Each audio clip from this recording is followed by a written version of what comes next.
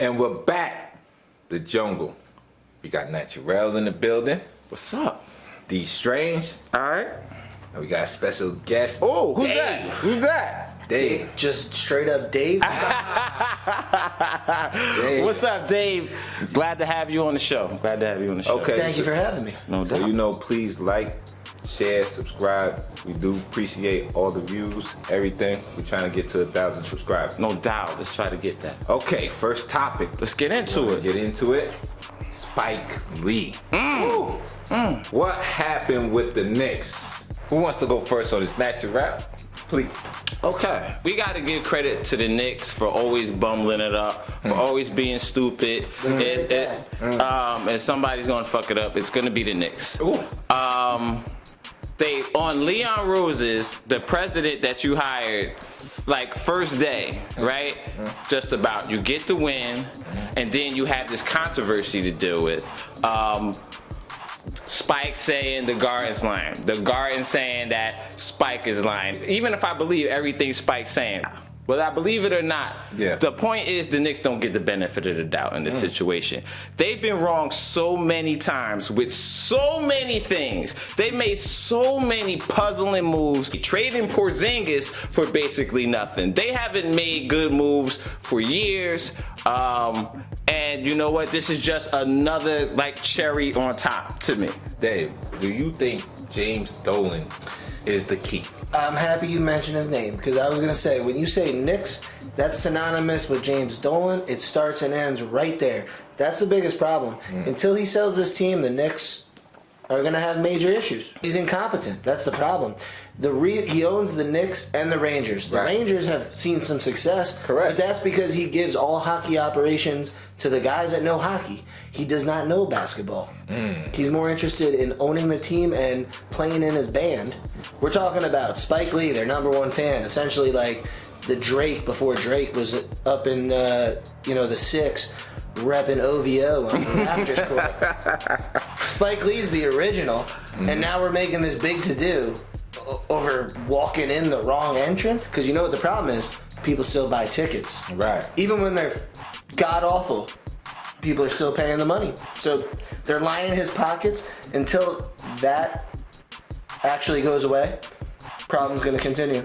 You know, he's the son of an owner who had the team, right? So he inherited the team. So he didn't have to earn it. So because he didn't have to earn it, I do believe that he doesn't understand all the interworkings that go with, just appeasing the fans. All right, understanding their true value. I do think that he needs somebody in there who has a connection with the fans, and he stepped back, and he hasn't shown that yet to get that person in. That's why we're calling for a Mark Jackson or somebody like that who can coach the team and have that connection with the city. But you know what? I think it's to the point right now where I don't think that's going to happen. He will have to sell the team before the Knicks are successful. Who the hell wants to go to the Knicks? Does he trust Phil Jackson? No, but Do the Knicks need LaMelo Ball? I think it could have hurt, man. I think supposedly he's pretty good. He's been overseas. Of course. But that's a topic for another day. Guys, get in the comments. Let us know what you think about the whole Spike Lee situation. Are you on the side of the Knicks? Are you on the side of Spike? Get in the comments. Let us know how you feel, Jungle. Moving forward, now we're going to get into the Nets. Oh, Kenny Atkinson. I mean, done, gone, chopped. Oh. What happened? Oh. Naturel, you are a Nets fan. I am a Nets fan. What's going on? Ooh, the first thing I thought of when I heard Kenny Atkinson was leaving the Nets was Kyrie Irving. Yo, is he a coach killer? Locker room, Kenny Atkinson had dealt with players without a lot of cachet. They didn't have a long record of success. He had hardworking people that he could kind of mold. Then you get tossed 2 super duper stars and you're saying, okay, coach them. So could he handle the 2 superstars that he was given? The answer is no.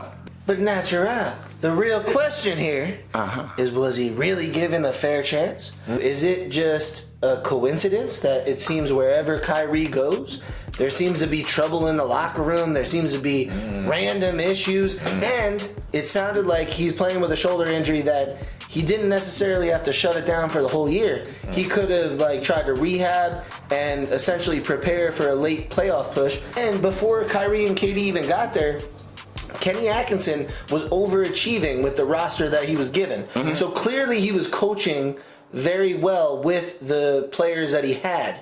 So then that comes into the discussion of what you were saying was, can he handle superstars? But he never even really had the opportunity. KD hasn't even played yet, and Kyrie's been hurt. Well, there is a report going on that Anthony Davis might come to the Nets. So they're chasing Anthony Davis. They're going hard for Anthony Davis. Now, who's to say that something happened where Anthony Davis said, if he's the coach, y'all ain't got a chance. Fair point. All right. Okay. They might say something. He might have said something like, I rock with Jason Kidd. He over there on the bench with me. You know what I mean? Jason Kidd got a history with the Nets, right? He's been as a player. He's been with the organization. I can see him being the coach. Oh, you put it together. You little super sleuth. So, okay.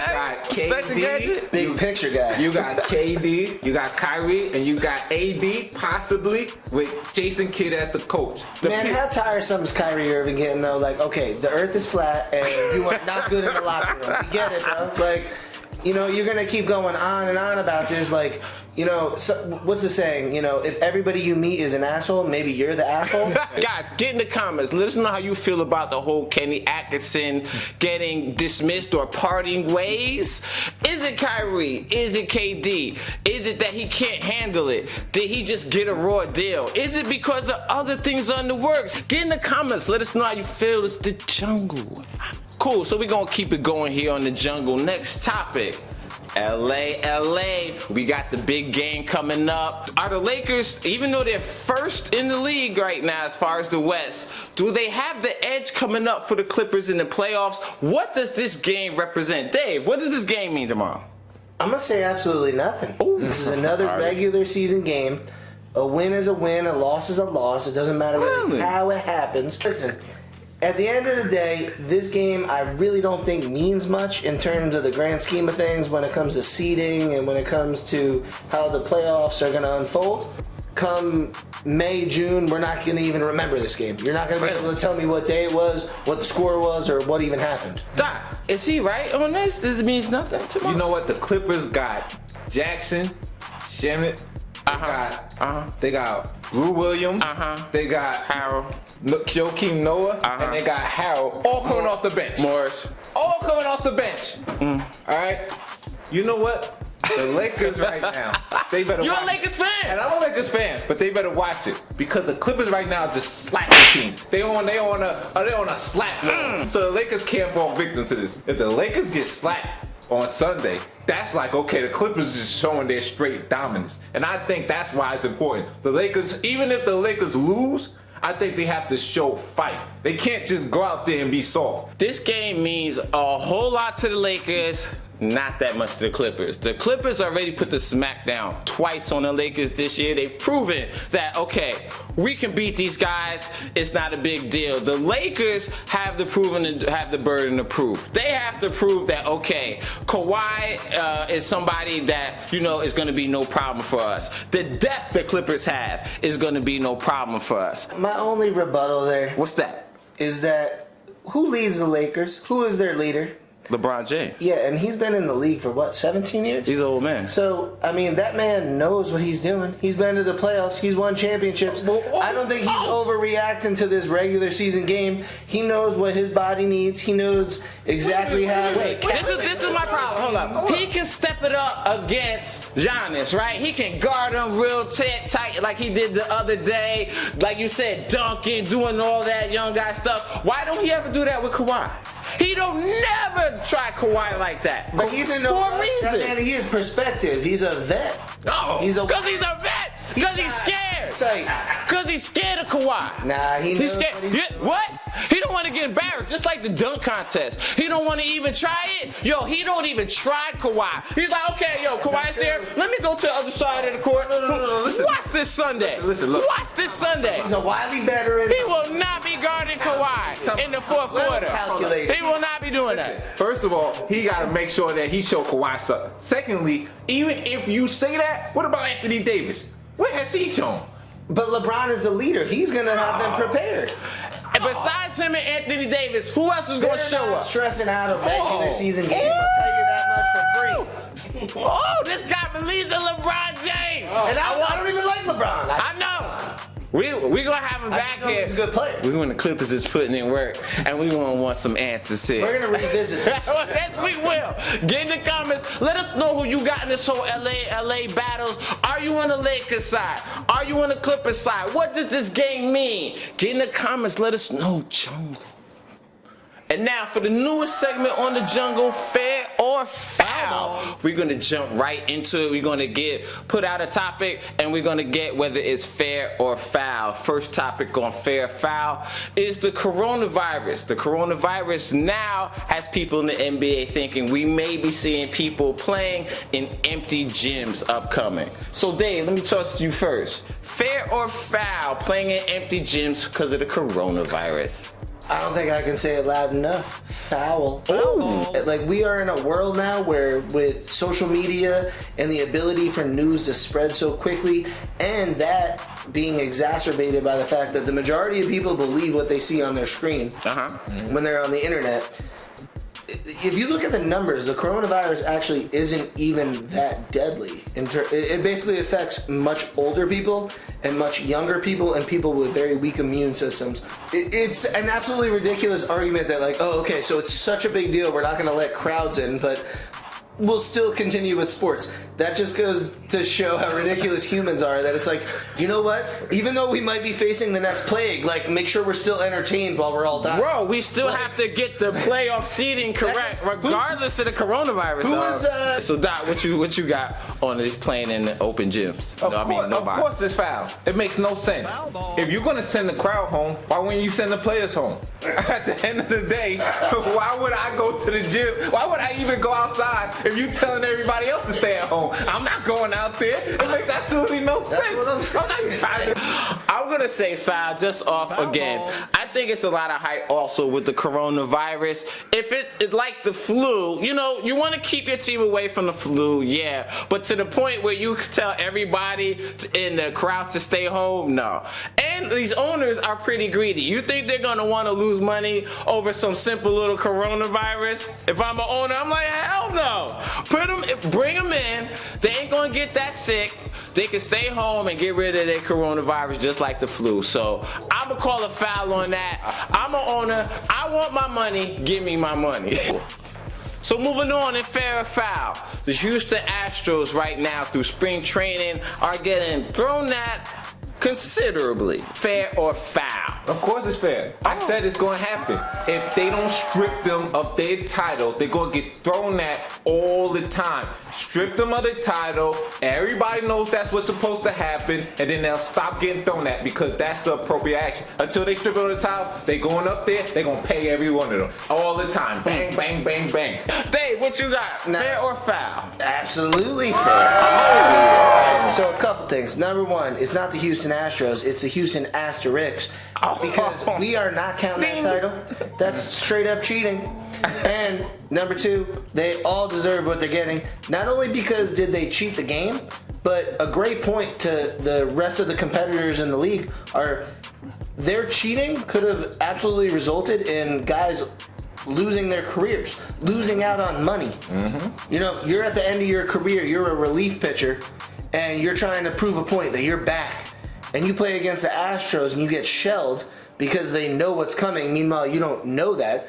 Nobody's going to re-sign you. Nobody's going to give you another contract. That affects your money. That affects your life. That affects your livelihood. It's bigger than just the game of baseball. Over-under on number of hit-by-pitch batters is 83.5. There's 162 games in a year, so they're saying that basically they think that one of every two games they're going to get hit. I hope it's more. As a betting man, I'm taking that over. Taking it over. Taking it over, baby. 10 times out of 10. So, Astros getting thrown at. You thought you was gonna get a foul from me? No, you know it's fair. They know it's fair. They mama know it's fair that they getting thrown at. Okay, listen.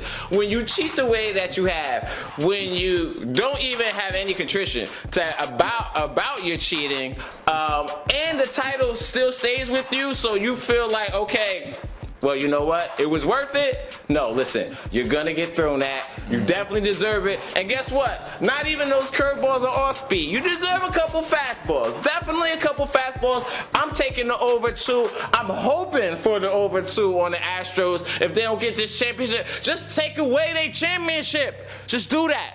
Do you believe the Astros getting it thrown at is fair or foul? Get in the comments. Let us know how you feel. Chungo. Moving forward, our favorite segment of the week, loser of the week. Naturel, what's the criteria? Getting that ass beat. We on loser of the week. We got a special guest, so Dave, you jump it off. Who is your loser of the week? Gentlemen, I appreciate you giving me the stage here. I'm gonna have a bit of a spin zone here. Do your thing. It's all yours. Loser of the week, Nets management. You know why? Because they made a very bad decision in parting ways with Kenny Atkinson. Did wonders with a depleted Nets roster for years. They were dealt, granted management as well, they were dealt with a tough task in rebuilding that team after the whole KG Paul Pierce deal where the Russian guy, I forget his name, Prokhorov, the owner, he set them back so far. Right. And ownership had a lot on their plate. And they completely revitalized the team. Kenny Atkinson comes in before KD and Kyrie this year, and he does nothing but everything right. He brought the best out of Karis LeVert, Michigan product. Yeah. He brought the best out of Spencer Dinwiddie. Joe Harris. We're talking. I think I could shoot threes like Joe Harris if I practice enough. He was bringing the best out of the roster. Bring in 2 superstars, and he doesn't even get a chance. We spoke about this, but he doesn't even get a chance with KD. And Kyrie plays X number of games, and all of a sudden now they're parting ways. So you know what? Loser of the week, Nets organization. They made a bad decision, and you know what? We're gonna revisit this in 2 years. I'm gonna come back to this exact podcast, and we are gonna talk about this when we talk about the failures of the Nets because they have made a bad decision. Loser of the week, Doc. Who you got?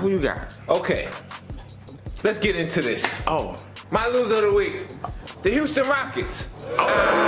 James Harden. Small ball. You're like 4-17. All right, you missing how many shots? All right, like look, we're not even gonna talk about the playoffs where the Rockets went 0 of 27 for the first 27 threes that you took. Alright? Now you're gonna sit up there and go 4 for 17 when you knew, alright, this is a competition, the Clippers are coming. You wanna make a statement game and you're gonna lose like dogs out there, going out there playing like that. You know, Russell Westbrook, at least he showed some heart. He did. You just tapped out. You said no mas. No mas. You know what I mean? He went to the bench. He didn't come back. He said, I don't want no more. I don't want no more Kawhi and Paul George and Pat Beverly. It's too much. Yeah. Listen, James Harden, please, I want you to make sure that when things are going a certain way, you step up and be the MVP that you cried about. You cried about Giannis talking about you, right? That's what you said, right? You sat up there and cried. You know what I mean? And he didn't follow it up. You can't cry like that and then turn around and have those performances and make Giannis look good when he say, yo,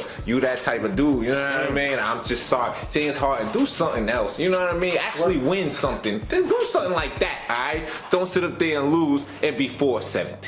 Throw on the red leggings instead of the white. Loser of the week. Oh, okay. So I'm on loser of the week.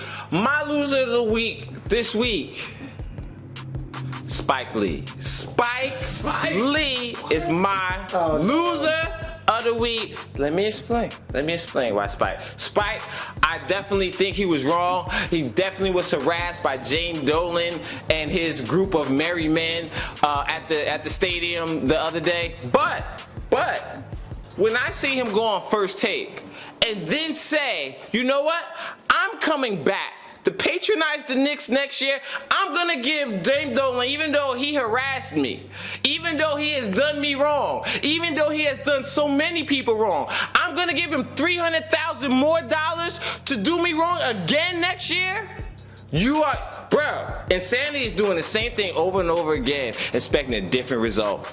Fair. Expecting you want a different result from James Dolan, you're not gonna get one. And everybody else paying these tickets, that's the problem. You keep patronizing him. As long as he keeps getting his money, he's not gonna care. Stop going to the games. You can be a Knicks fan at home. Be a Knicks fan until Dolan sells the team. But do not complain about what he's doing and then go pay that man his money next year. Spike Lee, but if you pay that man his money next year like you said you are, and like these other Knicks fans, I don't want to hear you complain. Stop. Every one of you that complains and still pays for your ticket, you're a loser. Let me look at loser. Every last one of you. What is he? Loser. Ooh. I get what you're saying. I understand. What's the butt? Where's the butt? You know, this is a harsh. Where's the butt? This is a harsh loser of the week. I want the butt. He grew up. Where did he grow up? Where is he from? Brooklyn. He's from Brooklyn, right? Yeah. So he grew up loving the Knicks, right? Yeah. Before James Dolan was the owner, right? Okay. So it's just a Knicks thing, right? It's not a James Dolan thing. It's a Knicks thing. He loved it. When the owner of that team is getting at you, that it feels like it. Okay. But even with that said, you could spin that and say because he loves the Knicks so much, he would do what is in their best interest. And if what's in their best interest is him stepping away and forcing James Dolan's hand by saying, hey, like our main fan is no longer there, that could ultimately be a domino affect attendance, and then lead to him being a good Knicks fan. Listen, this is his loser of the week. I'm just saying it's very harsh. It's the harsh loser of the week. I think it's spot on. Spike Lee and anybody else pay for Knicks tickets. Stop it. Stop. Guys, get in the comments. Let us know who your loser of the week for this week is. Always remember to share, like, and subscribe on the show. This is The Jungle. Out.